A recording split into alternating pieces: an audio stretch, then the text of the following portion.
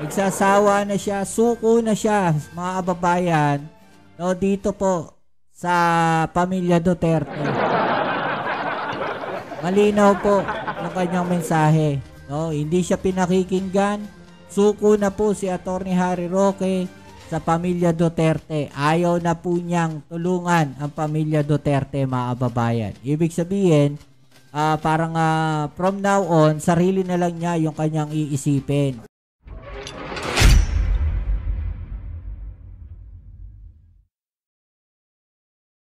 Eyo, what's up? Welcome back din sa ating channel dito sa Bolts TV.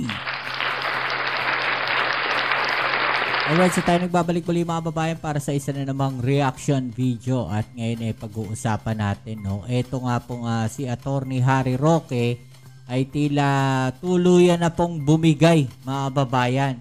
No? Siya po ay bumigay na, mga babayan. Sumuko na po itong si Atty. Harry Roque. No? Sumuko na po siya sa pamilya Duterte, mga babayan. Ibig sabihin, no, inayawan na po niya. No? Tila suko na siya. No? At siya po ay uuwi na daw po ng Pilipinas, mga babayan. No? Ito po ay ang kanyang pahayag matapos nga pong ating Vice President ay nasa The Hague, mga babayan. At tila hindi na po siya pinapansin talaga ng mga Duterte. Hindi na po siya pinapakinggan, mga kababayan.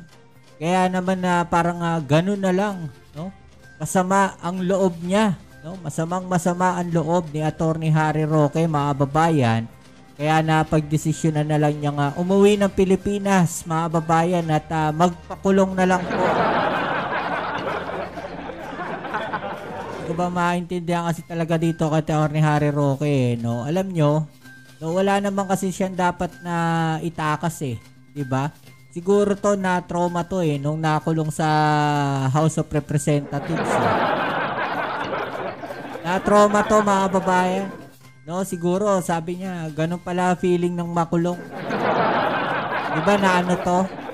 Ang tawag dito, sight in contempt, 'di ba, mga babayan? No, simple lang naman ang kahilingan natin kay Atty. Harry Roque.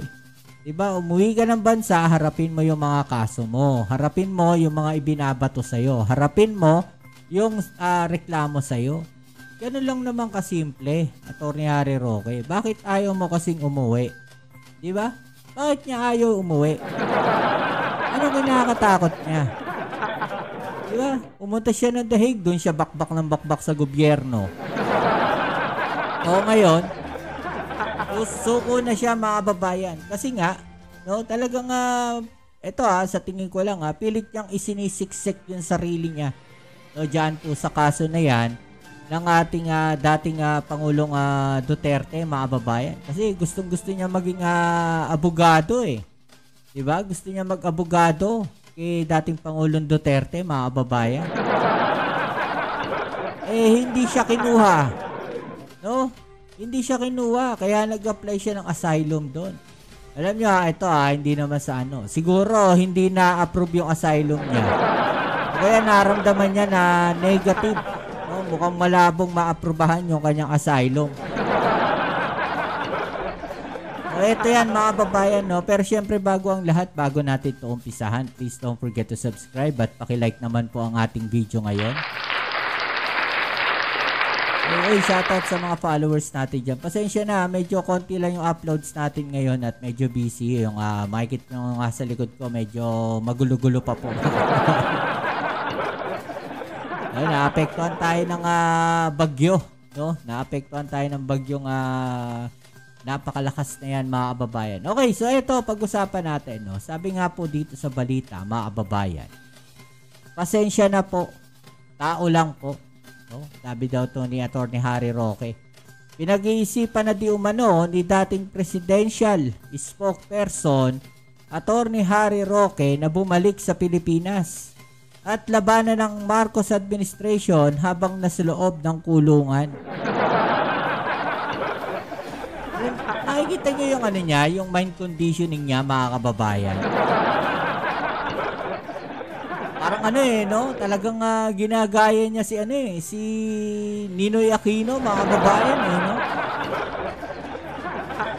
Alam niyo ba yung kumakalat na picture ngayon? No, yung picture ng libing ata ni Cory Aquino yun na nandoon siya. Ewan ko kung totoo yan baka kahawig lang niya. No, ito ang naging pahayag ni Roque matapos magbigay ng suhestyon kaugnay sa pagpapalaya kay dating Pangulong Rodrigo Duterte sa detention facility sa The Hague.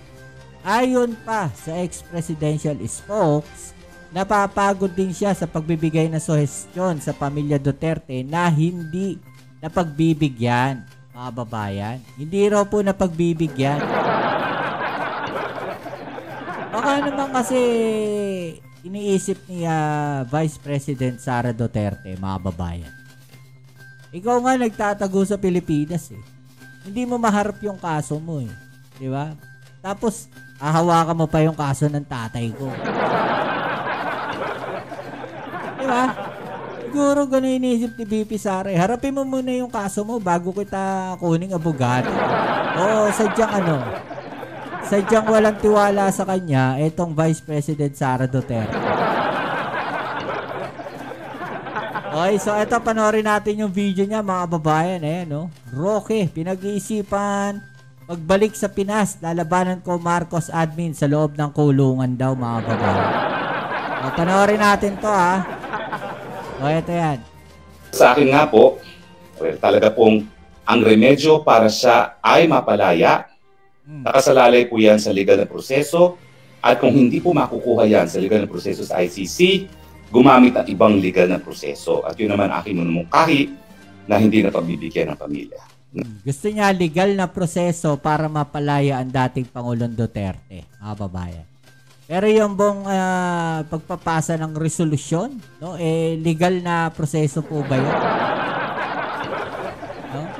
Alam nyo, yung iniisip nyong pagpapalaya sa kanya, dyan po sa The Hague, mga babayan, wala namang problema dyan.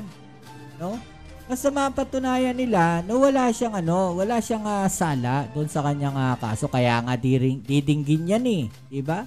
Kaya nga nasa korte yan Diba, mga babayan? The more na sinasabi ninyo na hindi siya guilty, okay. Fine, so be it, mga babayan. Hindi siya guilty. So, dinggin ng korte. Diba? Hayaan nating tumakbo ang hustisya. Diba? Hayaan nating matapos yung hearing, mga babayan. Malinaw naman na sinasabi na hindi naman daw po illegal yung pagkakahuli sa kanya. Diba? In-explain na yan Diba? In-explain na yan. Nung abogado ng prosecution, mga babayan. In-explain na pwedeng hulihin si Duterte bago i-file yung mga kaso. Pwedeng ganon sa ICC. Diba? Tapos gusto ninyo palayain ka agad. Nasa kanila po yan. Pamilya po sila. Ito, ulitin natin. Sa akin nga po, talaga pong ang remedyo para siya ay mapalaya. Nakasalalay po yan sa legal na proseso. At kung hindi po makukuha yan sa legal na proseso sa ICC, gumamit ng ibang legal na proseso. At yun naman aking minumungkahi na hindi na pagbibigyan ng pamilya. Hindi na pagbibigyan ng pamilya, ibig sabihin, tinatabla ka. Tablado ka na. Ibig sabihin, hindi kinikilala yung mga kaalaman mo. Ganun lang kasimple yun, Atty. Harry Roque. Diba? Hindi ka kinikilala ng pamilya Duterte. Ang sakit niyan. Parang ang sinampal niyan, Atty. Harry Roque. Sa totoo lang. Masakit yan. Parang ang sinampal ng katotohanan niyan, Atty. Harry Roque. Sa totoo lang. Diba? Imagine mo, sinisiksik mo yung sarili mo, tapos hindi ka na rin pala pagbibigyan. Ano mararamdaman mo, Para kang ininsulto nun, Atty. Harry Roque. Ayag ka nun? Para kang iniinsulto. Grabe, nanggagatong tayo. Mahilig din naman sila manggatong. Tuloy natin. Kanila po yan. Kanila po sila. hindi po tayo matitinag sa pagbibigay ng suhestyon. Bagamat tao rin po, no, dumarating sa punto na parang ayaw mo na magbigay ng suhestyon kung talaga namang hindi ka napapakinggan. In short, nagsasawa na siyang mag-suggest. No? Nagsasawa na siya, suko na siya, mga kababayan. No, dito po sa pamilya Duterte. Malinaw po ang kanyang mensahe. No, hindi siya pinakikinggan. Suko na po si Atty. Harry Roque sa pamilya Duterte. Ayaw na po niyang tulungan ang pamilya Duterte, mga kababayan. Ibig sabihin, parang from now on, sarili na lang niya yung kanyang iisipin. Ganon. Parang ganun yung nakikita ko dito, mga kababayan. Which is good, di ba? Harapin niya muna yung kaso niya bago niya hawakan yung kaso ni dating Pangulong Duterte. Diba? Kasi nagngangaw-ngaw ka dyan sa ibang bansa. O natakot to kasi natakot siguro to kasi sinapak si sa balita ko sinapak daw si Maharlika eh. Baka mangyari sa kanya yun. No, at the same time, mga babayan, balita ko, konti lang daw yung umaatin talaga doon sa mga rally nila sa iba't ibang lugar. Hindi daw umaabot ng 500 ata o 1,000. Ganun lang kakonti, mga babayan. As in. No, grabe ha. Pasensya na po, tao lang po. Iyan po ang aking damdamin. No? At nag-iisip na nga po ako kung mas mabuti pa sigurong umuwi na ako ng Pilipinas. Yun. At kahit pa paano, labanan ng Marcos administration sa loob ng kulungan. Yun, di ba mga babae? Uwi na dito. I-book mo na yung flight mo, uwi ka na kagad.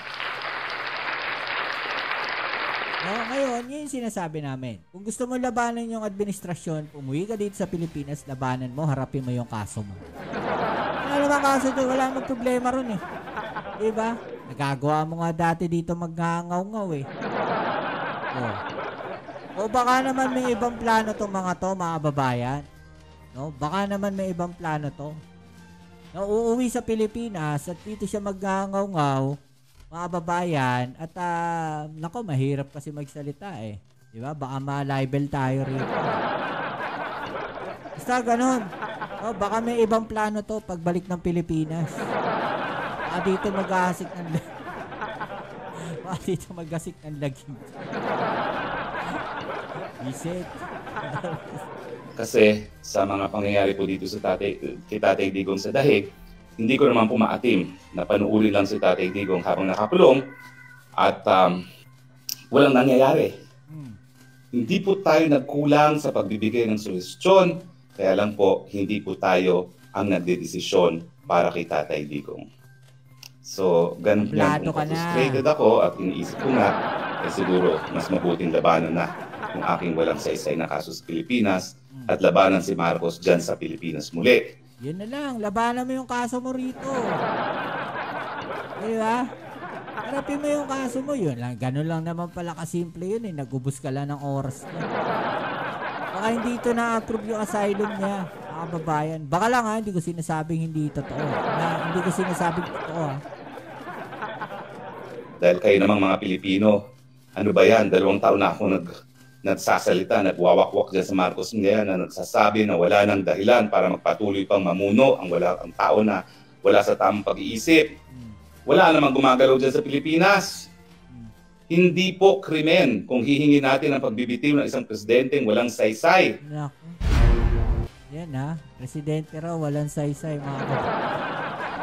O ito pa, sabi niya dito, mga babayan, no, bagamat tao rin po, no, dumarating sa punto na ayaw mo na magbigay ng suhestyon. Kung talaga namang hindi ka napapakinggan, nag-iisip na nga po ako kung mas mabuti pa sigurong umuwi na lang ako ng Pilipinas. At kahit papaano, labanan ng Marcos administration sa loob ng kulungan. Yun po yung sinasabi niya, mga kababayan.